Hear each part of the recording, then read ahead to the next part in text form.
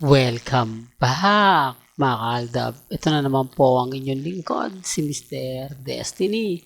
Ito po yung number one pinag-uusapan po. At ipinost din po ito ng Abante News online. Tapos ibinalita pa po ni Ray Pumaloy na kung saan nga po ay batikang nagbibigay balita rin po siya sa showbiz. Maraming nagsabi na mahigpit daw pong niyakap ni Catherine Bernardo si Alden. Mahigpit na ni, baliktad ka na naman, Mr. Destiny. Alam mo, kaya ka nababash eh.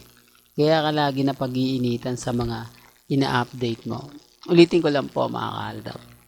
Mahigpit daw po ang yakap ni Alden Richards kay Catherine. Pansinin niyo yung video, niyakap po ba ng mahigpit?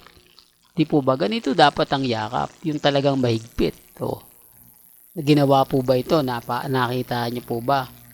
Yan ang sinasabi ko, mga kaaldab. Kaya wag po kayong magulat, magtaka kung bakit napakaraming basher ni Mr. Destiny.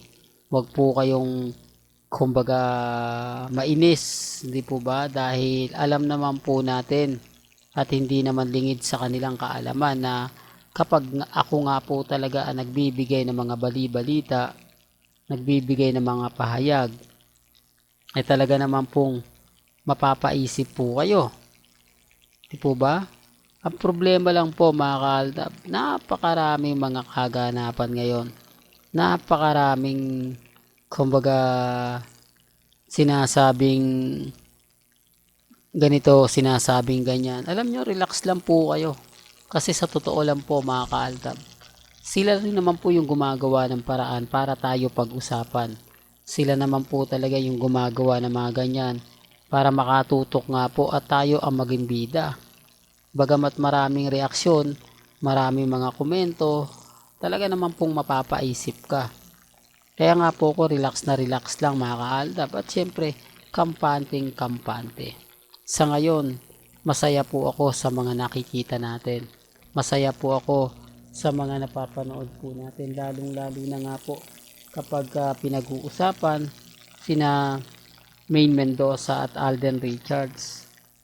Ako nga po, mga kaaldab, talaga naman pong mapapaisip po kayo, di po ba? Although sinasabi ng iba na hindi, Mr. Destiny, fake news ka, lahat ng balita mo hindi totoo. Wala naman pong problema eh. Kasi ako naman po talaga yung talagang tagapagtanggol at number one defender ng Aldab Nation. Hanggat na andito si Mr. Destiny, hindi tayo magpapaapekto at never po tayo magpapadala sa kanila. Yan ang isa sa rason kung bakit ako masaya, kung bakit ako matatag. Lalo na nga po dito sa post na to.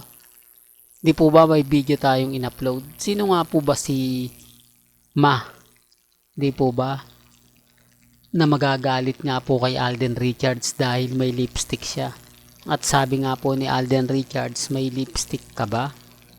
O may lipstick ba? Ito common sense na lang po sa mga hindi nakakagets, sa mga hindi nakakaintindi at nakakaunawa sa mga sinasabi ko. Naging seryoso rito si Richard Polkerson sa video. Mabuti po, di po ba may video tayong pinapakita na kahit papaano, talagang galing po mismo sa bibig ni Mayor Isko Moreno na hindi masyado binigyang pansin at atensyon ng mga ilang Alden fanatics.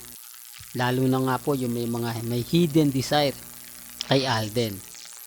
Kaya sabi ko sa inyo, relax lang po kayo, mga kaaldab, maging kampante lang po kayo, maging matatag. Atin naman po talaga yung laban. Dito pinapakilala nga talaga ni Mayor Yorme na totoong naandyan si Maine Mendoza sa USA. Pero bago natin ituloy itong magandang update natin, kung bago ka lang sa channel na to at isa kang true-blooded Aldab Nation na nagmamahal kila Mengay at Tisoy, tama po ang channel na pinuntahan mo, kaya consider na po kitang bagong subscriber. At huwag mong kalimutang i-share ang mga video po natin sa mga mami, sa mga titas, at sa mga senior.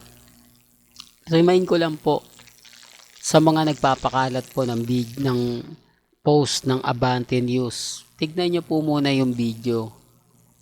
pansinin nyo po muna kung sino yung nagsasabi ng totoo at nagsasabi ng fake news. Hindi nga po talagang literal na niyakap no? Sumandal nga lang po si Catherine, di po ba? Kay Alden Richards, parang hinihingi lang po daw talaga ng camera.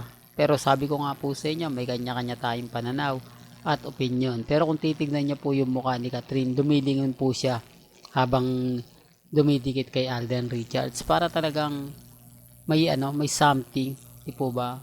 At naandyan naman po talaga yung mga taong kumbaga karelasyon nilang dalawa.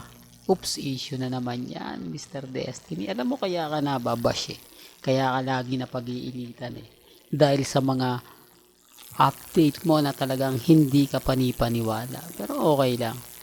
At least dito po, masaya na tayo. Dito po, kumbaga, masasabi natin na literal, di po ba? Kahit sabihin nila na tinatago lang daw po nila Catherine at ni Alden yung relasyon nila.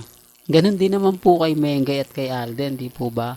Magkaibigan lang po sila. Hindi sila nagkaroon ng, kumbaga, hindi sila naging mag-on. Di po ba? Walang MU.